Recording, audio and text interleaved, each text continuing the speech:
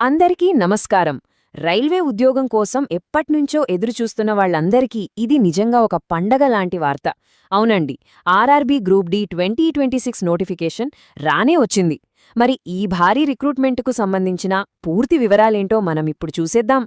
అవును, స్క్రీన్ మీద కనిపిస్తున్న నంబర్ అది నిజమే. ఏకంగా 22,000కు పైగా ఖాళీలు. భారతీయ రైల్వేలో ఉద్యోగం సంపాదించాలని కలలు కంటున్నవారికి ఇంతకన్నా మంచి అవకాశముంటుందా చెప్పండి. ఇది మామూలు విషయం కాదు, ఒక చాలా పెద్ద అవకాశం. సో, ఈ వేకెన్సీస్ అన్నీ కూడా భారతీయ రైల్వేలో లెవెల్ 1 పోస్టుల కోసం అన్నమాట. గవర్నమెంట్ జాబ్ కోసం సీరియస్గా ప్రిపేర్ అవుతున్న వాళ్లకు ఇది ఎంత ముఖ్యమైన అవకాశమో ప్రత్యేకంగా చెప్పక్కర్లేదు. రైట్, ముందుగా మనం ఈ భారీ రిక్రూట్మెంట్ అనౌన్స్మెంట్ గురించిన అఫీషియల్ డీటెయిల్స్ చూద్దాం. ఇక్కడ ఒక ముఖ్యమైన నంబరుంది.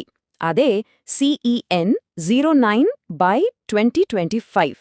దీన్ని అభ్యర్థులు ఖచ్చితంగా గుర్తుపెట్టుకోవాలి. ఎందుకంటే ఈ రిక్రూట్మెంట్కి సంబంధించిన ప్రతి అఫీషియల్ కమ్యూనికేషన్లోనూ ఇదే నంబరుంటుంది. సో దీన్ని ఎక్కడైనా నోట్ చేసి పెట్టుకోవడం చాలా మంచిది. ఓకే, నెక్స్ట్ చాలా ముఖ్యమైన విషయం. అసలు ఈ ఉద్యోగాలకి ఎవరు అప్లై చేసుకోవచ్చు, ఎలిజిబిలిటీ ఏంటి అనే ప్రశ్న అందరిలోనూ ఉంటుంది కదా. దాని గురించి ఇప్పుడు చూద్దాం. అయితే ఈ పోస్టులకు అప్లై చేయాలంటే ముందుగా ఎడ్యుకేషనల్ క్వాలిఫికేషన్స్ చూస్తే 10th క్లాస్ పాస్ అయి ఉండాలి, లేదా ITI పూర్తి చేసినా పర్లేదు. అది కూడా కాకపోతే NCVT ద్వారా నేషనల్ అప్రెంటిస్షిప్ సర్టిఫికేట్ ఉన్నా కూడా అర్హులే. ఇక వయస్సు విషయానికొస్తే 18 నుంచి 33 సంవత్సరాల మధ్య ఉండాలి.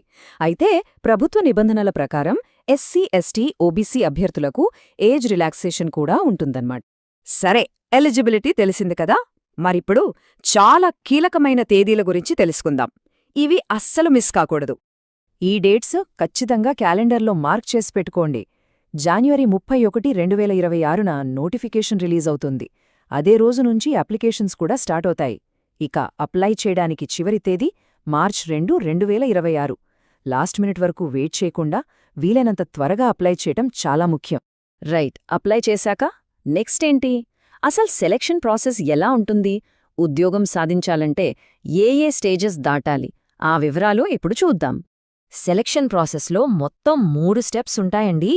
స్టెప్ 1 వచ్చేసి కంప్యూటర్ బేస్డ్ టెస్ట్, అంటే CBT. ఇందులో క్వాలిఫై అయిన వాళ్లు స్టెప్ 2కు వెళ్తారు. అదే ఫిజికల్ ఎఫిషియన్సీ టెస్ట్, అంటే PET. ఈ 2 దశలు విజయవంతంగా పూర్తి చేస్తే ఫైనల్గా స్టెప్ 3 డాక్యుమెంట్ వెరిఫికేషన్ ఉంటుంది. ఇక ఈ మొత్తం ప్రాసెస్లో మొదటి అడుగు చాలా చాలా కీలకమైనది, ఆ కంప్యూటర్ బేస్డ్ టెస్ట్. మరి ఆ